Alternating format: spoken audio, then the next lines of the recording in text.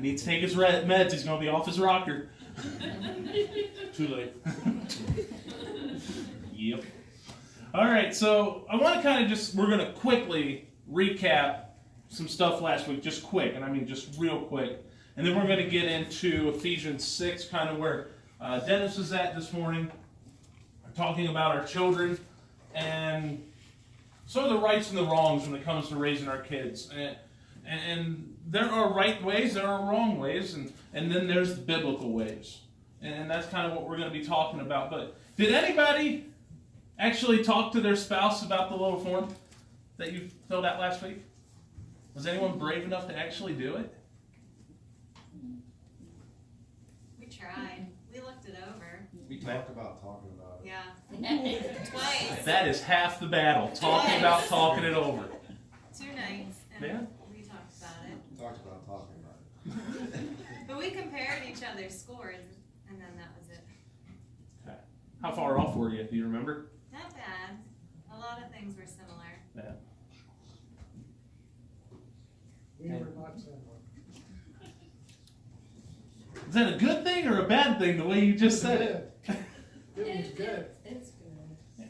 Well, and that's the thing. If you look at it and you notice there's I pointed out differences. a couple things that, one of the things he had checked as a negative, I says, no, I said, you're a positive on that one. And the He- thing, He tries to downplay himself. the thing about that is if you did look at it and you did sit down and compare it and you found differences, that's not necessarily a bad thing. And if you both have a similar negative area, then that's a place that you know that together that's an area you can grow spiritually and work on it and kind of work through those type of things. But I just want to kind of recap. Remember last week we talked about the words, that those words in Ephesians 5 were submit, love, and then chapter 6 has the word obey. And we called those self-surrendering words because that's what they are, right? That's all that means. Those are self-surrendering words. So I just want to kind of recap a little bit. First off, to the women, remember that the word submit is a loving word. It is meant to be that way. It is a loving word. It means that a woman should respond to their own husband as they would to the Lord. That's all it's saying. And when a woman willingly submits to God, she'll recognize that God has placed the husband in his position, and that God guides the husband to follow his direction if the husband has a right relationship with God. So just remember that. And to the men, remember that you actually represent Christ in your home. That's what you actually do. You're to be the head and the provider, and alongside that, you're to be the one who nourishes and cherishes your wife as Christ loved the church. When a husband expresses this type of love, his wife will have no difficulty accepting the submit part. You understand? It kind of goes together. Now let's get to the children. We talked about husbands and wives and that stuff. Now let's go on to kids. And the word obey, he just does this. He don't realize how beat up he's going to be by the time we're done here tonight. And so, children, you are instructed to obey. There's no choice in this. You are instructed to obey. Now, I am going to tell you, good job, Josh. Example. Children, hey, Judah, children obey. There. Good? I caught the one staring down at his seat. That's the one I directed it at. Josh, I will say though, good job. You made Facebook this past week. Good job. You're stepping up and you're teaching your younger brothers some things, right? How to use that mower. See, I see things. But that's good. Siblings. The older sibling should be helping out the younger siblings. That means Caleb, you can't stir up fights between Judah. You got to help him. Okay? Especially when Josh is picking on him. That's where you come in. All right? Josh laughs. But children, you are instructed to obey. No choice. You have to obey. Paul says that obedience is right because it pleases God. If you obey your parents, you are pleasing God. And it goes hand in hand with honoring one's parents. So think about this. It says here, and I really like this, describe what it means. I don't want the kids to answer this. But you seasoned veterans, that's how I call people, old. That's how I say old people now, seasoned veterans. What does actually that mean? What does it mean to honor your parents? What does it mean as a child? And then what does it mean when you become an adult? What does it mean to honor your child, or to honor your parents? It's one of the commandments, you know. Okay? What's it mean? It means the things you do it courteously and lovingly. Okay. Let's go deeper. As a kid, you know, they're in charge. Mm-hmm. But like when you're an adult, it's how you live your life. Don't be living your life like you're a criminal and getting in trouble and just making your family look like you have no sense about you. Right. Yep. It used to, I don't say it much anymore, but it used to be where parents would say, don't do anything to besmirch the family name or whatever. Right. Yep. And when you're honoring your parents, you're making, people coming up to your parents and saying, that son of yours, I seen him doing this or whatever. He's been a good husband. I've watched how he treats his wife, whatever. You're honoring your parents by doing that as well. Yep. So several years ago, I think I was still in high school, Dirks Bentley wrote a song about the last name, and that's all as all. Like real quick. Like Rachel back there. I'm just gonna tell you who did that. It was Rachel. In my point of view, it looked like it. I'll get you back, by the way. Oh, I know. But that song talks about that kind of stuff, and it's really talking about, from the man's point of view, sometimes that's all we have to give to a woman is our last name. And there's importance to that. But like Pastor was saying, how well do you represent the family name? That's probably one of the best ways that you can honor your parents. So let's go further with that. So then, does that same thing apply to your Heavenly Father? It ought to. Do you understand that? If you are calling yourself a child of God, then you are representing God. And you are representing His name and what He stands for. And people on this earth will look at you and say, and what's the biggest thing that people will do? Oh, I won't go to church because the church is full of hypocrites. And they do those type of excuses, right? I've got an aunt that says that to me all the time. And sometimes I want to look at her and go, well, good, let's just add one more. You just want to do that kind of stuff. But that might not be the right way to get people into church. I'm just saying, don't ever try to do that. But how you act out in the world, if you're going to tell people that you are a Christian and you go to church and, hey, I went to church on Sunday, I was there Sunday morning, I was there Sunday night, and I'm going to go back on Wednesday. If you tell somebody that, good for you. But if you are also telling them that and living a life of sin at the same time, it means nothing. That's right. I saw a thing on Facebook today. Tony Evans was talking about the importance of church. And one of the things he kind of said, if I can remember exactly how he said it, he said, going to church means nothing until you know the one who created it. Amen. Kind of an important thing, right? But so, see, understanding, obeying your parents goes from a child into your adult life into honoring your Heavenly Father. If somebody wants to go over to Ephesians chapter 6, and we're going to go to verse 4.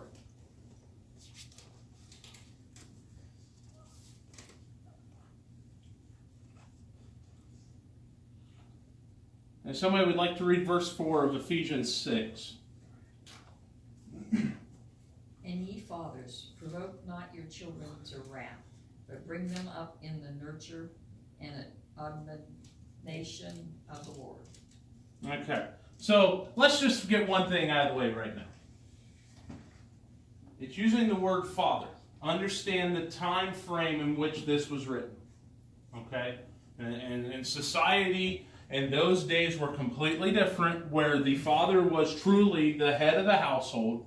Okay? The father had the saying, and that's exactly how it went. But if you want to use this in today's terms, and I know I'm going to do something that a lot of people are going to go, what on earth? You just changed a word in the Bible. But take the word father and make it parents.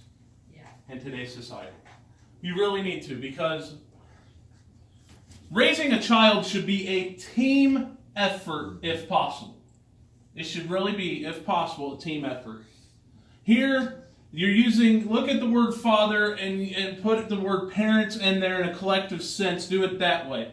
Now, there are positive sides and there are negative sides to the instructions that are here. Okay? You got to understand that. The positive is a threefold. There's a threefold positive here. Nourish, or to bring up, nurture, or to train. Okay? And then there's also admonition, or instructing in the right way. Teach your children the right way. Children will more likely do their part if their parents have the right goals and attitudes. One of the greatest phrases I ever heard out of any movie ever.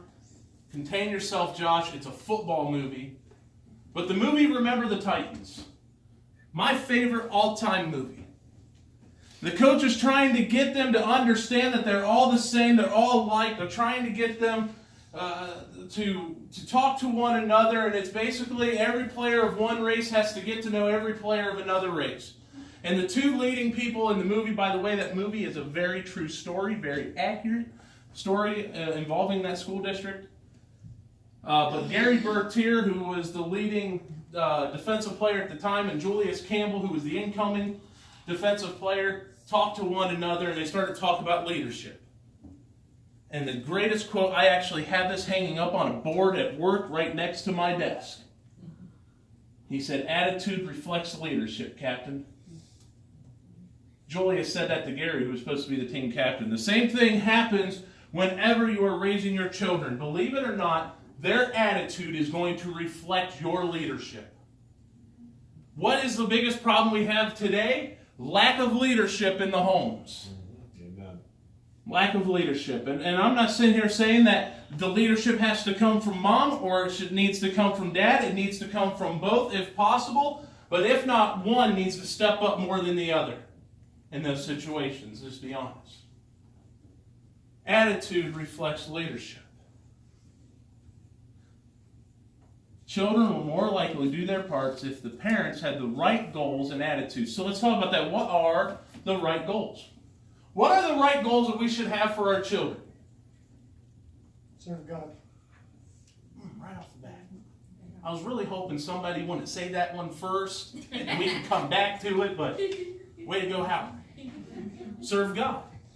What else? What other goals should we have for our kids? Get an education. Okay. Teach them morals. Yes. That one seems like it's not working anymore today. Doesn't seem like enough kids are being taught morals. Right. Be successful when they become adults. Be successful. Be kind. Be kind. Respect. Respect. I remember my dad saying that he stressed the importance of school because when I got into high school, yeah, high school didn't matter anymore. I was tired of it. But he said to me that he wanted me to be successful in school, get a good education so I could do better than he was able to do, is what my dad would tell me. Now, my dad did everything, and my dad, I'm just going to put it bluntly, my dad killed himself working in a foundry. In that place took a lot out of him, but you know what? Fortunately, I don't ever remember going without. I always had what I needed. I didn't have everything I wanted, but I had what I needed.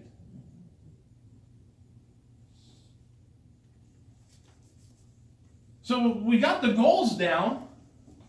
Right? We list off a lot of them. Respect, being kind. Howard jumped right in on it. Following God, serving God. But what about the attitude side of it? Can we teach our child a right attitude to have? Can you do it? And if so, how do you do it? By example. There it is. By example. You should also teach them that winning isn't necessarily the most important thing. Sometimes you need to learn to be able to lose graciously and be able to accept it. A lot of children nowadays expect that they should be winning all the time, and they get angry, they get upset if they don't. Yes. I wish I could give you a microphone and have you yell that to everybody in the world.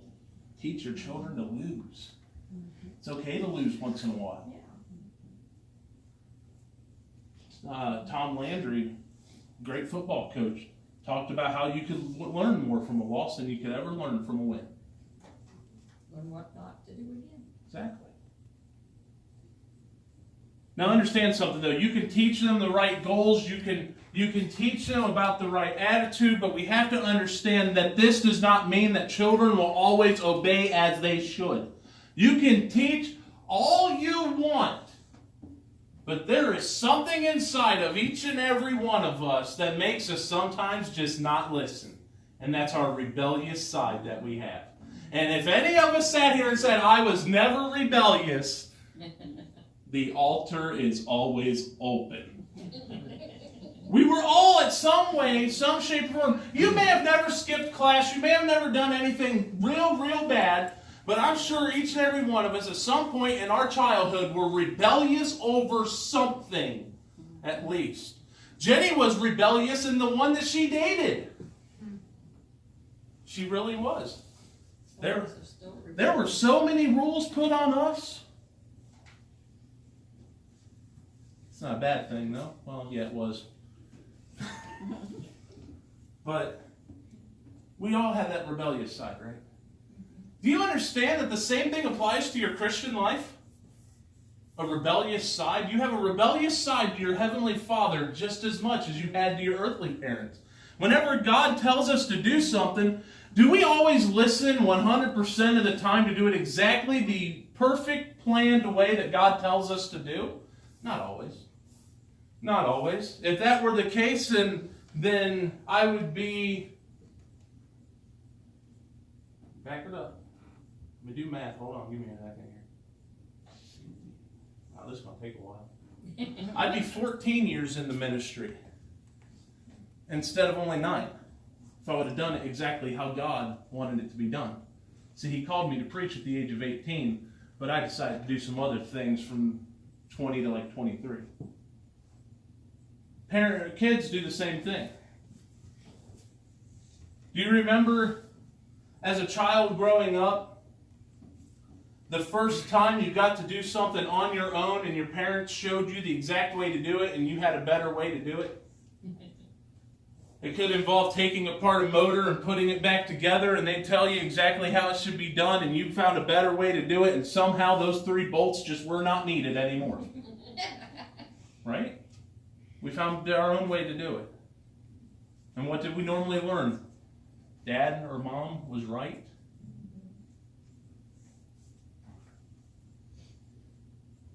When children are disobedient, because now we're going to start talking about, we talked about the obey side of it, and I think we got a good grasp on the obey. But now we need to talk about the rebellious side. And this gets a little sticky. Wednesday night, I asked for prayer for this because I'm at a point with this, I'm thinking, I just want to skip this. This stuff ain't important. We need to skip this because we've got different views on disciplining children. If you sat here and every one of us gave our opinion on a way that a child should be disciplined when they are disobedient, we all have our own opinion. We do. We all have our own opinion. But I'm here to tell you, don't take this the wrong way. What I'm about ready to say is not meant to offend anybody in here, but your opinion doesn't matter. Please don't take that like I'm saying that you don't count. Because in here is what matters. Amen. Disciplining children, raising children, guidelines to how children should be brought up are all in here. We don't need to go and create a whole new way to do things. God already created the way to do it, but you've noticed as time went on, parents have become more lenient, more lenient, more lenient. Now you've got generations that are out of control that don't understand obedience. They don't understand that. You're in a society today, if we were completely honest, children run the homes rather than the parents. That's bad. It is. It's bad, but that's where... Conversation with Joshua. I said, kids don't run it, adults run it. Right. And if you don't like it, pack a bag and find somewhere else to live. No. No. I'm just saying that right now. No. I did that week. Multiply that by 3. If you want, turn to the book of Proverbs tonight. Book of Proverbs. Whenever it comes to raising children and dealing with disobedient children, Solomon, I think personally, has some of the best guidelines. Some of the best instructions for raising our kids.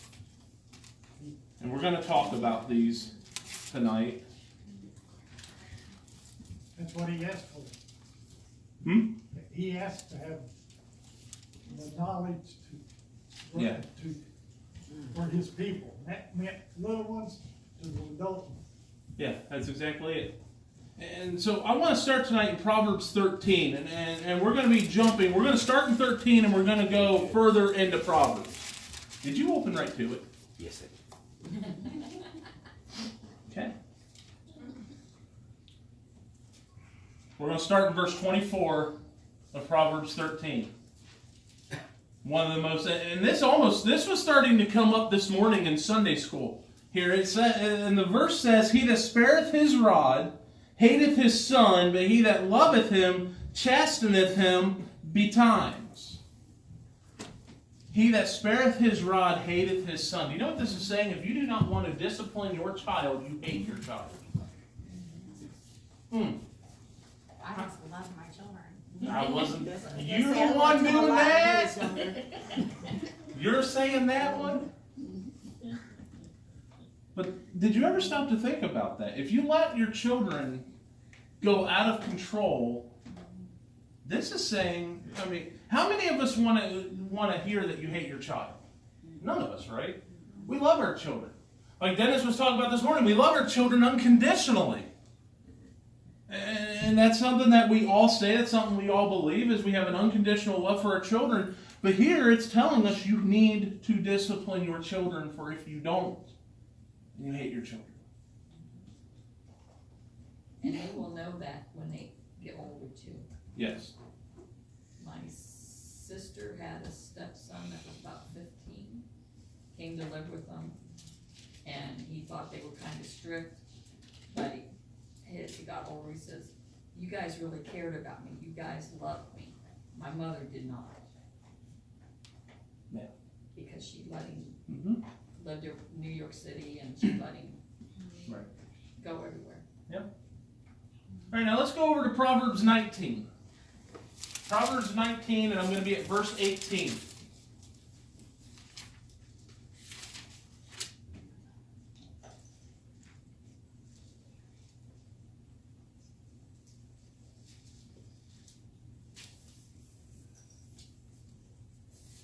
Verse 18 in Proverbs, there's what it says. It says, "Chasten thy son while there is hope, and let not thy soul spare for his crying." While there's hope. You only have your children for a short time in their life to teach them right from wrong, to teach them the ways that they ought to go. And this says to chasten them while there is still hope. While there's still hope. Also think about this, one of the meanings in this verse also says, "Do not neglect child discipline and thereby bring on your son's death." These are some hard verses to hear, aren't they? But this is the Word of God. Let's go over to Proverbs 22, verse 15.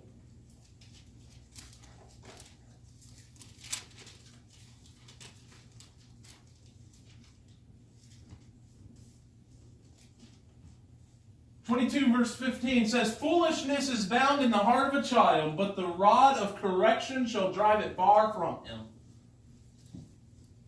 Do you understand what foolishness is? The Bible clearly defines what a fool is. The fool hath said in his own heart, there is no God. Well, the rod of correction shall drive it far from him. You need to discipline your child and teach him that there is a God. Proverbs chapter 23, verses 13 and 14. Now this verse here is going to be a hard one for people to hear. I think we talked about this morning. Did we talk about these verses this morning? I think we did. Because there's a phrase in here that someone is going to go, oh, I don't think we should do it exactly that way. And this is where we're going to start having conversation. Because you're right, you shouldn't do it exactly the way this word is meant today. The meaning in the word changed. Verses 13 and 14 in Proverbs 23. Withhold not correction from the child, for if thou beatest him with the rod, he shall not die. Thou shalt beat him with the rod, and shalt deliver his soul from hell. The word beat has changed today. This is not saying abuse your children. Do not ever think that the Word of God would tell you to abuse a child. It's not what it's meaning here. It's meaning to correct them. Okay? I'm going to tell you, I'm part of that generation still. I'm old school. I believe that does a world of wonders. Sometimes only once, depending on the child. Exactly. Every kid's different. With every kid, it's different. Zach is to the point that he knows if I go like this, he better knock it off now because 3, it's coming. You know? I love 3. You love, did he say he loves 3? Yeah. Okay. Every child. Every other person is going, no you don't. Jenny's mom used to count to 5. Most, right? You can tell who gets whooped the most out of all 3. Oh, yeah. But Jenny used to tell me her mom would count to 5. My mom didn't count. She'd go 1, 2, 3, 4, 5, and there's that open hand, and it's a coming. My mom didn't count. Let me tell you, kids today don't understand the fear that it can instill with you, just the sound of the belt snapping through the belt loops as it comes out. My dad never had to hit me with the belt. That noise enough scared me. And it's not a bad type of scare. It was a correction scare. Do we understand that? You can, look, that is how we correct children, right? Through discipline.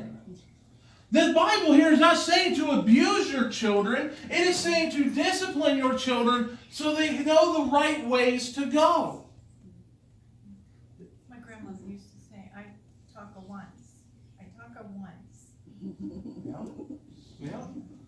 You know, that's She had 16 children. She was tired by the time that last one came along. She's like, I'm done giving warnings.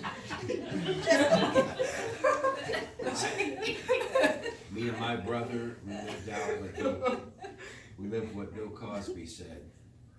He used to say in his comedy act, me and my brother Russell couldn't go to sleep at night without a good beating. That's pretty much how it was for us. But discipline is different for children. biblically. No. Did you feel like he really loved you? Oh, My mom would give me a look, Yeah, I mean, and then I would sit I there and provoked it what to did I get to do? the point What did where I, I like, got- for hours, just, what did I do? What did I do? I'm gonna be in trouble when we leave, when I'm alone with her? I don't wanna be alone with her. Yeah. And, You know- and I knew what I was gonna get, and I'm like, this is me the rest of the time. Hands folded, didn't say a word, wouldn't look at my mom. Right. Biblically. She just asked a question when I said about not going to sleep without a good beating, and, Yeah. and she said, did you feel like they loved you?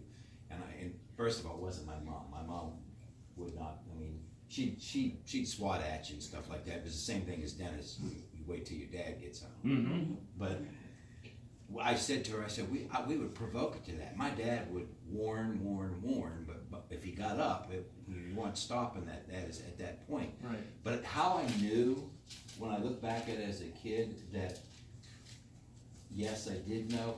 Dennis talked about it this morning.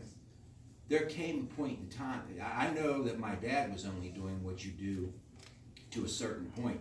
When I got to be 14, 15 years old, it was no longer that. I didn't continue to get, swatted on the hind end at 14.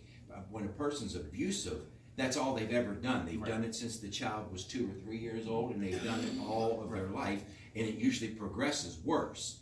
There come a point in time where it wasn't that anymore. He may have verbally suggested that he was going to alter some things on me, but at that point, it was more like he knew the conversation. He could get the same point across. It's just like a 4-year-old. You swat them on the hind end different than you swat a 10-year-old on the hind end, exactly. Or a 9-year-old. Yep. So as I look back at the progression of discipline, how it changed, it was all the whole time. It was what was best for me at that time that would teach me to be what I needed to be. And that's the important thing to know too, is as the child grows, the discipline changes.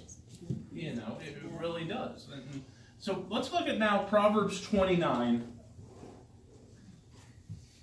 And I want to do 15 through 17. It says, the rod and reproof give wisdom, but a child left to himself bringeth his mother to shame. Think about that. It's the first time we've heard that phrase, ain't it? When the wicked are multiplied, transgression increaseth, but the righteous shall see their fall. Correct thy son, and he shall give thee rest. Yea, he shall give delight unto thy soul. I think there's a time, and I can't speak of this because, I'm still raising my child that's constantly talking back there to Judah. And, didn't think I'd see it. But I haven't reached the point where I think my discipline's working on him, because I'm watching him grow into, he's like going to turn 9, but I think he's really going on like 60 type thing, but there comes a point in our lives as we grew up that we knew that our parents did know what they were doing, right? Think about that. Whenever you did have to get disciplined as a child, you hated it then, right? You absolutely hated being disciplined, whether it was with a belt, whether you were in the generation that you went out and cut your own switch off the tree, no matter how it went, you hated it at the time. But I guarantee if we thought hard enough on it, we get it. We do. We get it. In a way, I wish you could, it's hard because every family, every child is different. Right. Discipline, like define different types of discipline. Mm-hmm. Because there can be very extreme cases. Biblically, Like some people don't even talk about it. Right. biblically, when you're reading about biblically, those kids they're talking about usually above the working age, out in working. If they did anything to the parents that deserved, the community would stone them. Right. Stone them Oh, yeah. and kill them. Exactly. I think one of the things when you think about discipline too, the crossover line where you're getting to the point of like what Susan's talking about, whenever you're disciplining a child and it's now become, you're doing it for your benefit, meaning that you're tired of listening to somebody cry, you're tired of yelling at somebody to stop doing what they're doing, and you're now disciplining to make it better for you. That's where you see people cross the line. When you're doing discipline for the benefit of the child, that's what the Bible's talking about. You're trying to teach them something, and you usually will not go across the line if that's what you're trying to do. Yep. And that's one of the things I want to talk about next, is discipline should never be excessive. Let's understand that. There is a line between discipline and abuse. There really is. And unfortunately, in the world we live in, too many children live in the excess part of it. So discipline should never be excessive. And let's think about this for a second. Discipline should never actually happen when the parent is angry. Absolutely. Because then I think that's exactly what happens. You do the discipline for yourself because you are so fed up with it, you go too far. So really, we shouldn't discipline when we are completely angry. See, discipline should not be regarded as punishment. Children, listen. Children, discipline should not be considered a form of punishment. Instead, it's a time that the child can learn from their mistakes. That's what a discipline really should be. It should be a teaching moment. That's a teaching moment. Do you understand even a teaching? Me and Jenny, we have a little bit difference of opinion on certain things. You know, whenever it comes to don't touch that, that's hot.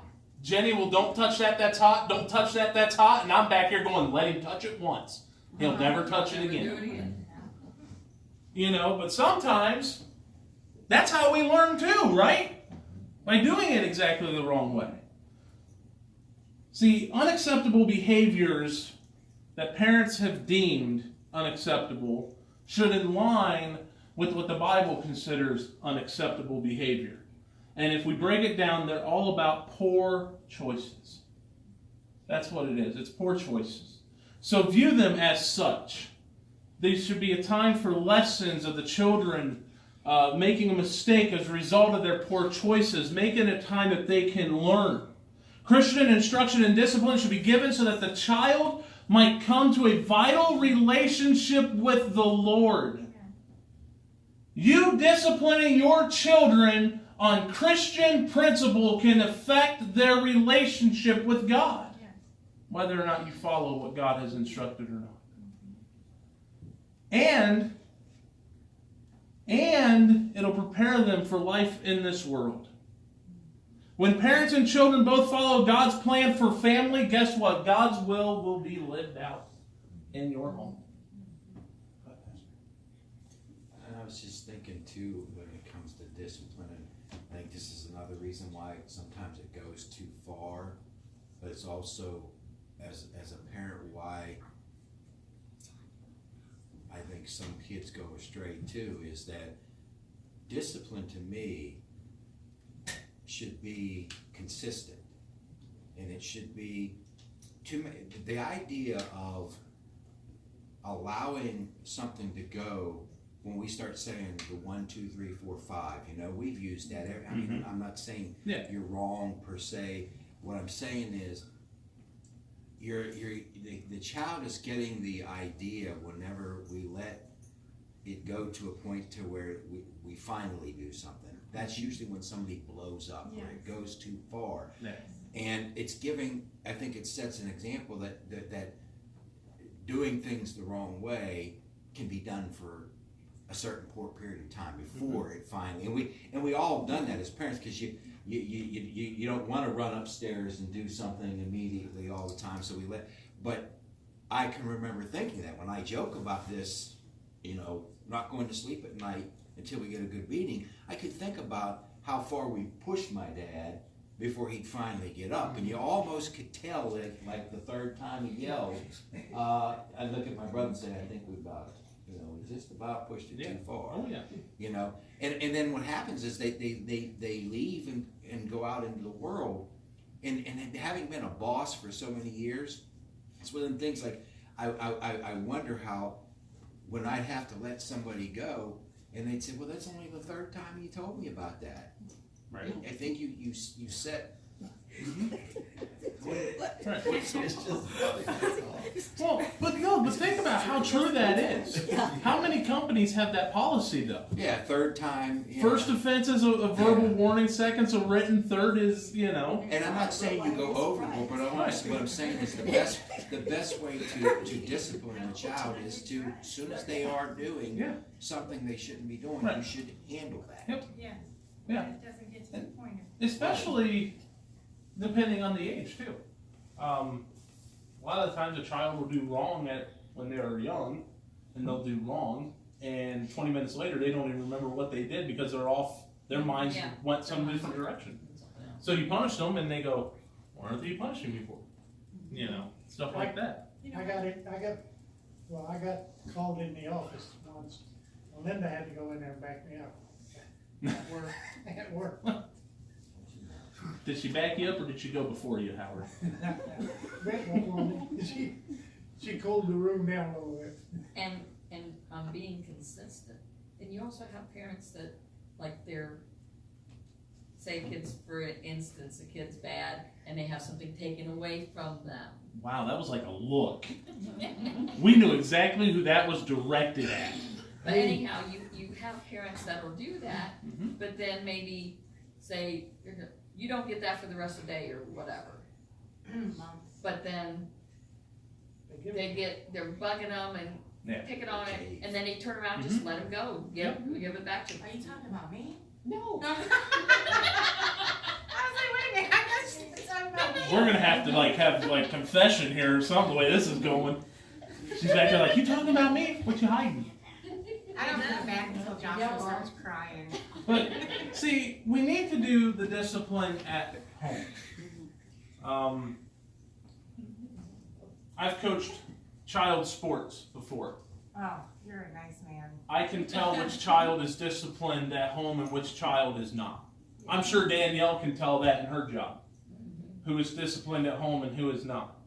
I'm not liked because I discipline my students and expect them to behave.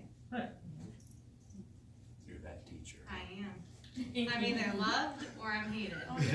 There is no in between. You know, I'll be honest. By the time I got We love you. by the time I got into seventh grade English was my worst year ever for English. And that year I had a teacher so I was that guy that said, why do I need to do all this? I'm not doing this. And poetry is stupid, because that was the year we did poetry. Poetry's stupid. Okay? And her discipline was unreal. Every teacher I had before then gave all the students X amount of days after the assignment was due to turn it in and you'd still get credit. Yeah, not her. Not her. She was absolutely 100% strict on her rules and her guidelines and what she was going to do. And in 7th grade, I'm old enough that I don't need people knowing in my house what's going on at school, is my thought. No, if you miss 3 assignments, she's letting your parents know about it. Which meant my mom knew about it. Most families, his dad was the one that the kid was more afraid of. Not in my house, Mama. My mom is the only reason why I graduated. Josh, don't turn around and look at your mom. But do you know what I've realized since then? I raised her good. Since then I have learned that was probably the absolute best teacher I ever had. Yeah. Because of that kind of stuff. And I've learned so much. And I actually had an opportunity one time. I saw her several years after I graduated, and I thanked her for that kind of stuff. Well, parents, you need to be the same way, that when your children get older, they thank you for the ways that they were disciplined. Because they'll realize that it was right if you follow the guidelines that's in the Bible. If you follow that, you can't go wrong. Your children may dislike you for a while, but they'll get through it. They'll thank you for it. So let's wrap this thing up. Shall we? We're going to wrap this up here. I want to do some things I want you to try to commit to as we continue on. Some things I want you to think about within your own homes. First off, husbands, figure out what gifts or talents your wife has and find ways to encourage her in those areas. Show her acceptance and unconditional love. That may mean you need to help her with the dishes. Don't give me that look, Jenny. You don't like it when I help. I do it wrong. Or you do it wrong so you don't have to help. I do it wrong. You do it wrong so you don't have to help. Did you know there's a right and a wrong way to load a dishwasher? Yeah. I learned that. I didn't realize that. Kidding me? I found out. Wrong. Yeah, there is a wrong. I'm in the back trying to help with the whenever they were switching over the decorations here at the cleaning day, and I'm back there folding up tablecloths, and I'm being instructed very, very sternly by my wife on the right way to fold it. As long as it goes corner to corner, how do you go wrong? Anyway, let's move on. Husbands, I want you to try and do that as time goes on. Wives, I want you to try and do this. Pray for a submissive spirit. But I want you to pray for that submissive spirit both to God and to husbands. Show your husband that you respect him with your words and your actions, and pray for him daily. Children, pay attention. Now it's time for you. Obey. Obey. Not just in doing what you're being told by your parents, but also in your attitude as well. You may say that you'll do it, but if you have a bad attitude when you say you're going to do it, you are not honoring your parents. Find ways to honor your parents, including listening to them. When they speak to you, listen. Give them preference over your friends, and do what you know that they would like you to do before they even ask. And parents, here's what I want you to try and focus on. Find ways to teach, train, and encourage your children. Grandparents, this doesn't mean that you're done. No. I'm talking to parents. I'm talking to parents, but grandparents, you still have parents in your name. Find ways to teach, train, and encourage your children. I think one of the things that we need to understand, and Dennis talks about it, and I think this is where there's a different point of view, and sometimes different point of views are okay. But I think that as a parent, when your children move out, you're not done being their parent. You know, my dad used to joke whenever I moved out, that's the most he ever saw me. You know, was after I moved out. But, you know, always, I want you to try and find ways to train, teach, and encourage your children. Grandparents, do the same thing in your children. Do it in your grandchildren. Do it that way. Practice loving discipline. Practice a loving discipline. Practice controlling your emotions. I think we should all do that. Not just parents, everybody. Control your emotions. But parents, show your children God's love through you. That's what we need to focus on as we go down through this. All right, Rachel. Well, my grandparents have been helping with the kids, you know, lately. And I feel so bad for them because I must have been a handful, but they get triple me now. So the look of relief on their face when I come to pick them up, I feel so bad for them. That's not true. So you guys No, that's not right true. for them, because you should just see their face. They're like, oh, No. she's here.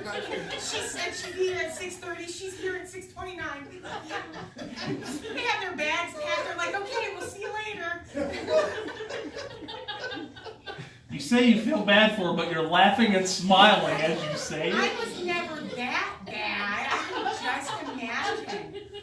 With Judah and Josh and then Caleb sneaky, you know, it's a lot. It's a lot of boys. So just say a little extra prayer for them because I feel bad sometimes. Just Grandpa's face, he's like, I'm so glad you're here. Like, he doesn't say it, but I can tell it. He just goes to his man cave. And they follow him, and he's like, yeah, I'm always leave up me for my alone. grandpa. But if we strip it all down and They love him, but after like 6 o'clock, it's like, okay, Rachel's getting off work. She's gonna be Yeah. here real soon. I'm done. but how much Locking is out. being instilled in them in those moments? You know what I mean? They're like, she was like, great grandma wouldn't let me do this. And I'm like, oh, I said, I really don't feel bad. She tells me no all the time. Tim Hawkins used to talk about his kids and how he had a whole pocket full of no for them. Tasha, did you have something? Yeah, well, let me, as a child that was raised by grandparents, let me tell you, those grandparents are an amazing wonder on their own. Yeah. If it wasn't for grandparents, I wouldn't be where I'm sitting right now. And you know, it's good that that's able to happen, you know, and I work with 3 people, 3 gentlemen at my shop right now are raising their grandkids. And they're doing everything they can for their grandkids, and you know, and that's good that those options are still out there, but I want to put a but on that. There needs to be one, but what if it didn't need to be that way? Right. Yes. You know what I mean? And the people that I know that are raising their grandchildren, there are certain instances when, like involving death and things like that. Okay, that's you know, but the instances that I know of where I work and these people, it's based off of parents' poor decisions. Being selfish.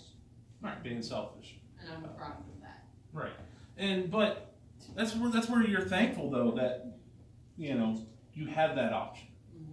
Not everyone does. Not everybody has that option. Not everybody is blessed in those situations that they were still raised by family. You know, too, that's hard, you know, that you have to live like that, but like Rachel, she spent a lot of time at our house when she was growing up. Well, their house was the only normal I ever knew.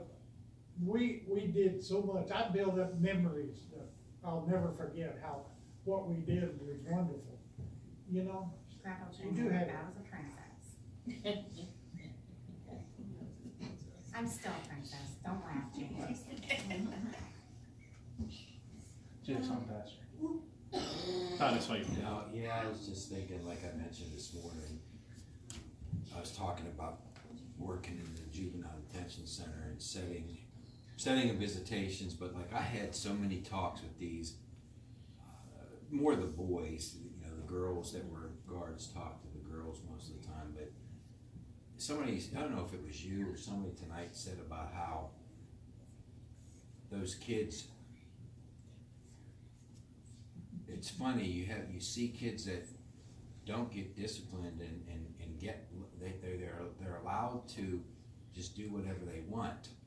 But when you talk to them like that, these 15, 16, 17-year-old boys, you know how many times I heard, my mom doesn't care about me. She lets me do whatever I want. You would think, because a lot of kids that get disciplined would probably sit here and tell you tonight, but man, I wish my mom would let me do whatever. Right. I could just go stay out, play video games till 2 o'clock in the morning and whatever. And, but that's really not how it turns out. Again, God's plan, I believe it's in every human being. I think kids when they're kids, when they're young, it's instilled by God into them to really want somebody to take care of them and to discipline, even though they wouldn't necessarily admit it. And I believe that if you go see as many kids as I did over 7 or 8 years and see how many of them, you can see, if they didn't say it, the way they acted in visitation, they felt cheated. Yeah, Pastor Terry too, he worked 30 years at Indian River, and he always said, these boys that he tried to talk with, their grandparents meant more to them and taught them more than their parents. They were delinquent, probably they lacked that love.